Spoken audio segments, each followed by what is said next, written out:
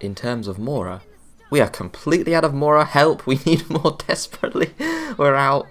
We can't power up any of our artifacts like we planned to do, so we're gonna have to go and farm some. Hey there, Hushpup here, back with some more Genshin Impact, and I don't know, it's gonna be talking about some stuff while you watch me in the background farming Mora from all of the Leyline blossoms. Funny fact, I don't think I have farmed these since the beginning of the game. I've just been relying on the Mora you get from various quests and events and such, and I haven't needed to actually get any extra, but since we've been powering up a bunch of different characters, and also doing some other things, I have been running out of Mora, to the point where I cannot power up my characters anymore.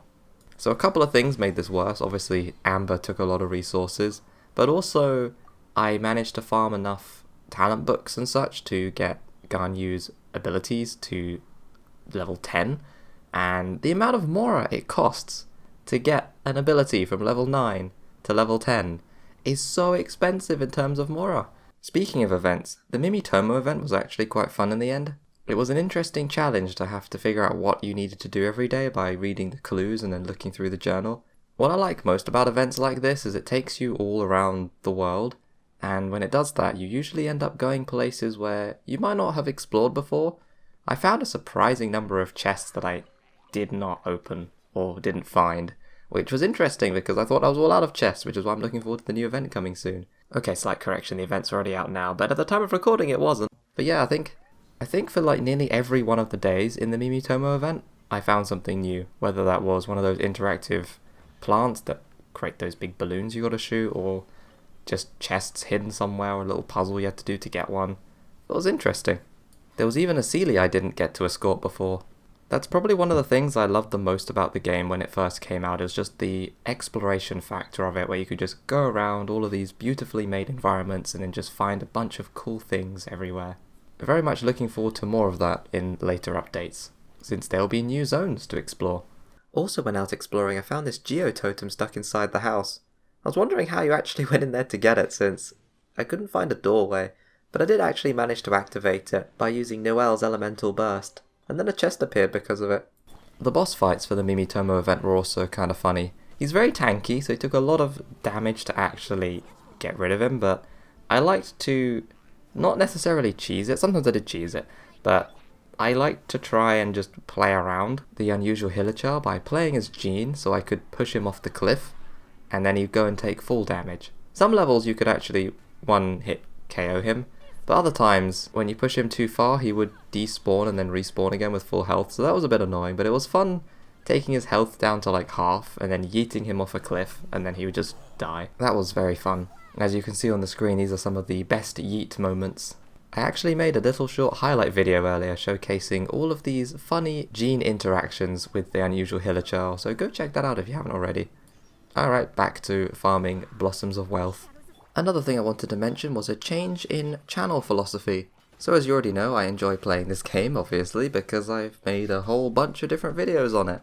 A lot of them are event focused, as when I was starting to do this, there were a lot of events on, like the Windbloom Festival, and then all sorts of other ones like Wind Trace, the Battlefront Misty Dungeon event, the one with the weird Earmints or fruit quests, and all of those, aside from the just past Mimi Tomo event, I actually did every single one and recorded my journey through all of them. And while that provided a lot of content, it also flooded the channel with a lot of videos, which, you know, some of you might not have minded that, but I'm sure it bothered other people, especially as it's burying the more announcement-focused videos, so it's making those a bit harder to find, which is why I made the decision with the Mimi Tomo event to not go through every single day and upload that. And I think it was better, because while fun, it wasn't interesting enough to go through every single day and say, like, here's day 1, here's day 2. It's more suited towards streaming-styled content, I think, where you just sit down for like a big block of time and then go through the whole thing. So firstly, I think I will continue to do that in the future, unless it's an interesting enough event where there's like a boss or something and then it's worth going through different days. I am not going to plan to cover every single little side quest in the mini events that pop up. And sometimes if they're not interesting at all, I might not even record myself playing through them. With those ones it might just be day 1 or just a summary at the end of the event. Same goes for those side quests that pop up. They threw in a lot of them during the Wind Trace events, and I did go through all of them. At the moment I've got 2 stacked up because another one came at the end of the Mimi Tomo event, and they're cool enough, but once again I don't think they're interesting enough to cover on video, so I probably won't. Although this does bring me to the third thing, and that's that if I decide I do want to do those types of things, I might start uploading them to the second channel that I have, as it would make more sense to put the non-core main stuff there. So if and when that happens, I will let you guys know, so you can go and check it out. Also, this is quite a while away, but when the new zones eventually do get added to the game, and there's new main story quests, I'm not sure if I will or won't record myself going through those. Haven't decided yet, because I like to just take those at my own pace, and not have to set out time to record or anything, so I'm not really sure about that one. If you have any opinions or suggestions though, feel free to comment down below. Additionally, for a long time, since April, we've been getting daily uploads for most days. That's just because there's been a lot of events in this game, but with me cutting back on what I'm deciding to cover, there probably won't be daily uploads, but that will be okay, because it will help me have more time to do my development related stuff and then also make other types of videos every now and then. So it should work out better for everyone. But yeah, I didn't want you guys to worry in case you see one day with a skipped video and be like, oh no, where's he gone? I'm not planning to become a YouTuber full time, and I just do this for fun. It means the main channel can have the more interesting things like the big story chapter quests and pulling for characters, doing fun character builds, trying out different things the community suggests, and then also covering the main important events and then maybe some fun stuff in between. And then the less important things can, if I record them, can be put onto the second channel. The ideal solution would be to just sit down and stream stuff, but currently I wouldn't be able to do that where I'm situated. But maybe in the future that could be an option. I wouldn't know if I'd want to use Twitch or YouTube for that. Pros and cons to both. But yeah, I need to move first, as the place that I'm in currently, for some reason, sound just leaks through everywhere, regardless of whether windows are closed, so any little thing going on outside just gets picked up, and that can be quite an annoying experience when recording. I only get like a small block of time in the morning where I can actually do stuff every day. But yeah, I think that about wraps it up for the things I wanted to talk about.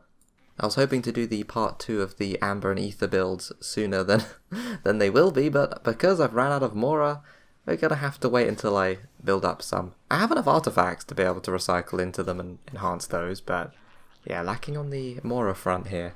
Even spending some fragile resin to be able to farm some extra Mora every day.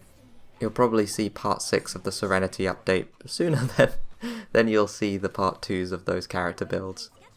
That'll probably also be the last one for a while, as there isn't really much else to do there aside from building furniture to make a nice layout, and we will get to that in the future, but still trying to just farm enough wood and get enough furniture pieces, and then we can go in and create something fun.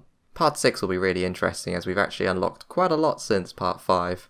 Back to the present day, aside from the outdated information about the Serenity Pot videos, the Midsummer Island Adventure event has been going quite well, I would say. We've been doing the main story quests, and then also doing some, if not all, of the challenges, depending on how long they are. And I've been doing quite a bit of the exploration in my own time. It means I can jump on, do 10 minutes here or there, and then jump off and do something else. But it's been very fun so far, and a much needed addition to the game. So much to explore, so much to see, so much to do. Every few steps there's always something. Whether it's one of those conches to pick up and listen to, one of those funny mini games. Lots and lots to see. So with that, thanks for watching, and I will see you guys in the next one.